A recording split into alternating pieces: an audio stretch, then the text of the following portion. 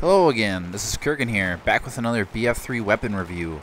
Today we're going to be looking at another assault rifle, this time the M16A3, and the changes that it received from the Armored Kill weapon patch that came on September 4th.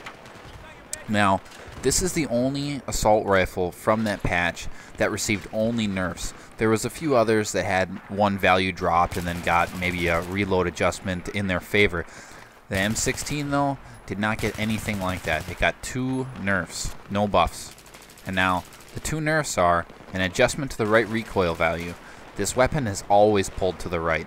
It used to be a value of 0.3. Now it is a value of 0.4. Not a huge change, but it's something. And then the vertical recoil was changed from 0.25 to 0.26. The reason why some of these changes were done was to differentiate it a bit from the M416 and to also make that a bit more usable. Once again though, this is another change that's not benefiting the weapon. It's not a huge nerf, but it is something. Now, I want to talk about the characteristics of this weapon and how the patch affected the M16's feel. Like the AUG that I previously reviewed, the M16 has a high first shot recoil value. The value of it is 2.5. Now, the AUG that I previously reviewed has a value of 3.0, so you may think the M16A3 is a little bit lower than that. Well, it's not actually. If you didn't watch the previous review, here's how first shot recoil really works. It's basically a multiplier of your gun's recoil. For this weapon, it's 0.26.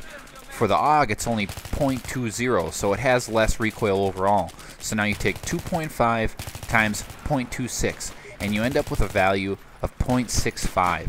Now, to put that in perspective, the AUG that I said had a high first shot recoil only has 0.60, so this has more than the AUG, even though it has a lower first shot multiplier, simply because its recoil overall is higher. Now, that's saying a lot because there's only one other assault rifle in the game that has more first shot recoil, and that's the G3. So this weapon really has a high first shot recoil, and as I recommended with the AUG, I would say do long bursts with this weapon. It can do short bursts. I mean, any gun can do short bursts if you're really quick on controlling it, but this weapon's going to want to get away from you because if you keep doing that short burst, you're going to keep coming back in that first shot multiplier, and it's really going to be hard to work with. Now onto the horizontal recoil that I already mentioned. The M16, like I said, has pulled to the right. It's always been famous for that.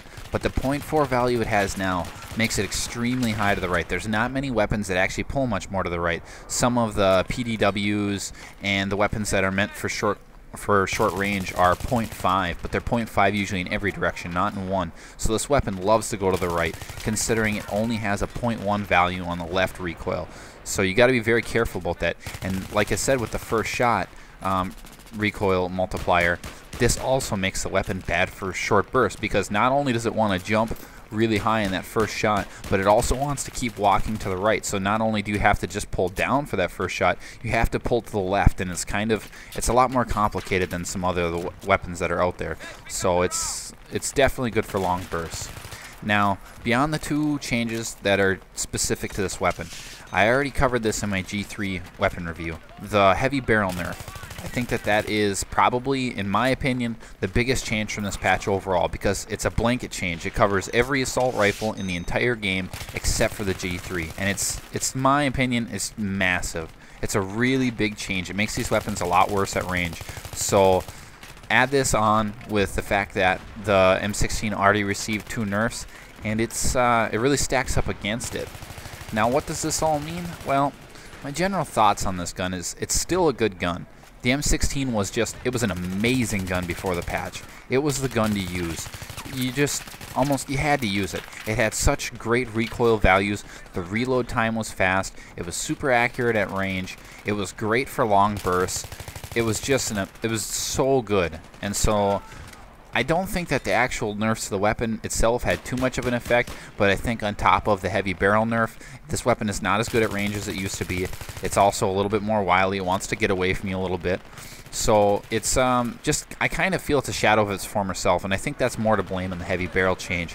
Now, it's still a great gun. It's still very usable, but I think that my opinion is that people need to step out and try some other weapons. Before the patch, you kind of had to use this. All the best people were using it, and it was good close quarters, long range, and it was the weapon to use. But now this gives us the option to use other weapons like the M416 or the G3A3 or the AUG. There's a ton of other great assault rifles out there, and some of them got some buffs to them. Now I'm going to do a quick comparison to the M416, since that was kind of a weapon that was really compared to this a lot, and it got some changes to make it stand out. Now, the reason that I've seen people go with the M16A3 over the M416 is simply because that 50 rounds a minute. It gives a faster time to kill, and people are extremely worried about that. But I don't think that that's a good reason to choose that weapon, because the 50 rounds that it has extra is just not a huge advantage. It's not very many rounds difference. The time to kill is very close, and the 416 has less recoil in every direction, less first shot recoil, is faster to reload. I just think overall that it's probably going to be a better weapon. I enjoy using it more.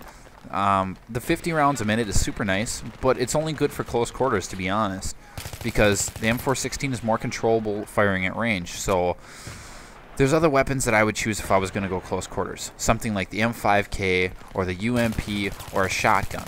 Those weapons are all going to beat the M416 or the M16A3 in close quarters. So I think that people really need to step out and try something else. There's a lot of great assault rifles out there, or PDWs like I've already listed. I've reviewed both the ones that I listed.